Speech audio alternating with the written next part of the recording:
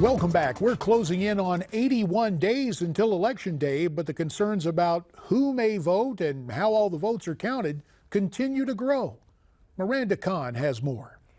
JD, many Democrats dismiss the idea of a fixed presidential election, some even calling it dangerous to suggest. But growing reports show Donald Trump may be bringing up a valid and serious concern, one even the federal government can no longer ignore.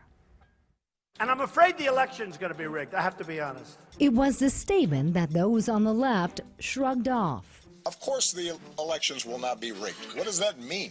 That's ridiculous. That doesn't make any sense, and I don't think anybody would take that seriously. But a number of media outlets did take it seriously and have reported the idea of election fraud is not only probable, but relatively easy to do. I can insert it, and then it resets the card, and now I'm able to vote again. The recent Democratic National Committee hack, which cost 4 members their jobs, brought the issue of a rigged political system back to the forefront. This was an intentional selection, not an election. While those emails showed favoritism towards Hillary Clinton, the Stanford University study suggests it wasn't just favoritism, but election fraud that made Hillary Clinton the Democratic nominee. Election fraud! Election fraud! There are paper trails everywhere. By and large, I would say the American election system works very well. As for those paper trails, the Stanford study reveals not every state has them, and that there's a striking difference in those that do and those that don't. Right now, 26 states plus Washington, D.C. allow some form of online voting.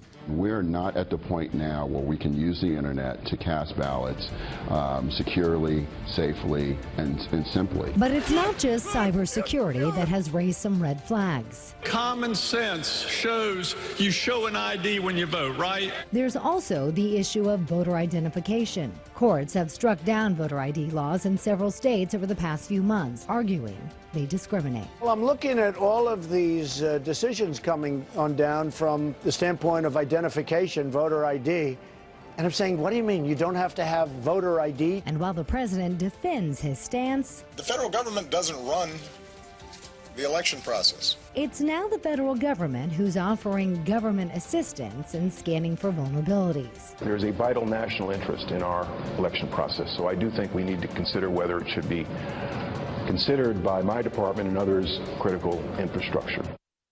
Homeland Security Secretary Jay Johnson is also encouraging state officials to comply with federal cyber recommendations. That includes making sure voting machines are not connected to Wi-Fi while people vote. JD, back to you. Thanks, Miranda. I also understand Secretary Johnson, generous guy that he is going to have cybersecurity experts help states that are concerned. Let's see. We're from the government, and we're here to help steal an election. Okay, listen, if you've got some comments, call us at 1-877-NEWSMAX. That's 1-877-639-7629. Let's bring in our panel to talk about this nationwide, but especially in the state of North Carolina. And we return to Raleigh for another one of my old pals from the Voter Integrity Project. Jay DeLancy is right there center screen, and a recidivist in a good way is Marc Rotterman, who is there in the right spot on the right side of the screen. So Miranda chronicled all that's going on, but obviously you guys are there in North Carolina. And Jay, we heard Governor McCrory, but he's also taken a step, what, to try to go back to court and get this thing in front of the Supreme Court? Good evening, JD. Yes, he's asked the Supreme Court to stay the fourth district's ruling on this horrible, their horrible ruling here just a matter of days before early voting is to start. So he's asked for the stay, and he wants the Supreme Court to take up the case. Mark, is that going to happen? Could they do an emergency writ and take this thing up prior to Election Day? In my view, it's a little too late. I actually think the Fourth Circuit Court was overtly political, JD. I think it's designed to boost minority turnout. Look, 33 states already have a similar law, as Mr. DeLancy knows. We did it by the book. But by the way, we went out of our way to get people IDs if they wanted them from the Department of Transportation, to the point that we would get them to the Department of Transportation to get a picture taken. I think this is overtly political. They wanted to boost minority turnout here, and I think it's a huge problem in a close election. And you talk about minority turnout. Jay DeLancy, there is a gentleman there in North Carolina who, in my estimation, is playing the race card. Reverend William Barber showed up on MSNBC the other day. Take a listen to what he had to say, and then we'll get your reaction. Now he's talking about he wants the Supreme Court to join him in wrong, uphold the photo ID, take away 17 days of early voting, and even restrict the registration of 16 and 17-year-olds. What is immoral is any governor that would try to suppress the right to vote and do it in a racist and unconstitutional way. All right, so there's the race card being played. I don't know, are the airlines racist when they ask for photo ID before you board a plane, Jay? Oh, it's silly. Even to go visit your congressman, you cannot walk into their office without providing your ID past security. So, and also to go to court. So that means the federal government is racist by that convoluted logic. Yeah, it's interesting to see. Let's get the take of our viewers calling in at 1-877-NEWSMAX, 1-877-639-7629. Our first call from Florida, James is on the line. Hi, James. James, are you there? I'm sorry, we've had a change in our lineup. Kathy, we'll get here. It's another home call for me from Taylor's, Arizona. Kathy is on the phone. Hi, Kathy. Hi, JD. Hi. You know I'm getting hooked on your program. It's great. Good. We're glad it's habit forming. Good to have you. I don't want to take too much of my time. I do want to say this. I'm from Chicago, and I worked during the 60s during the Daley administration for the elections, and I witnessed. Nobody said anything because it was very scary. Couldn't say a word, you know, because it could be life threatening. But there were judges who were stealing votes, discarding them, having them taken out of the voting place and destroyed. I mean, this is a serious accusation. This is serious. And when President Obama, who is from Chicago, laughs it off and says voter fraud with that smirk on his face, he knows exactly. Oh yeah, that's why he was grinning like a Cheshire cat. I got to tell you, Kathy, we're glad you're out in Chandler, Arizona now and free from some of the hijinks in Cook County, Illinois. Thanks for calling in. Jay and Mark, I want to get your take on this. Is really bizarre.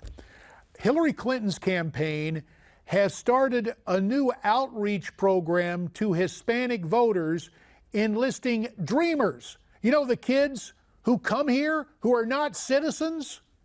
Now, allegedly, it's to send people door to door to find those who are American citizens who can register to vote. Aren't you just a little bit skeptical, Jay, that this is about registering everybody? It's not about citizenship, and it's not about playing by the rules. Truly, JD. We've already seen in California with their passage of AB 1461 that now they're registering everyone who got a driver's license, which includes any non-citizens who, well, maybe fudged the truth when they got their driver's license. So now not only will they have a license, but they're also registered to vote. So this is just the next step. Also in California, they've passed a law allowing non-citizens to actually work as employees in the polls. And of course, we also have the sad and sorry spectacle in California of illegals being able to qualify to pass the bar to be lawyers. Lawbreakers as lawyers. It makes all sorts of sense, doesn't it? Hey, let's take one more call, and then, Mark, I've got something else for you. Now to Florida, a state that, in my estimation, has done a pretty good job in terms of making sure you are who you say you are. James is on the line. Hi, James. Hi. Yeah, that's correct. Without my ID, I can't vote. Exactly. I'm a new Florida voter, and I got to tell you, I've been so impressed with the way they do it here, and because it came after the trauma of 2000, that was a bipartisan solution that's worked pretty well. And James, you offer that testimony tonight, if you will, from Clewiston, Florida, and we appreciate the call. Hey, Mark, I wanted to get to you because we heard earlier about Chicago, but in the land of Lincoln, in the greater state of Illinois, Governor Bruce Rauner vetoed the state legislature's attempt to go ahead and do that motor voter thing like they did in California. So there are signs of promise, but listen to the Cook County Clerk, David Orr, react to what the governor did. This is for ease of the voters, and it makes it burdensome.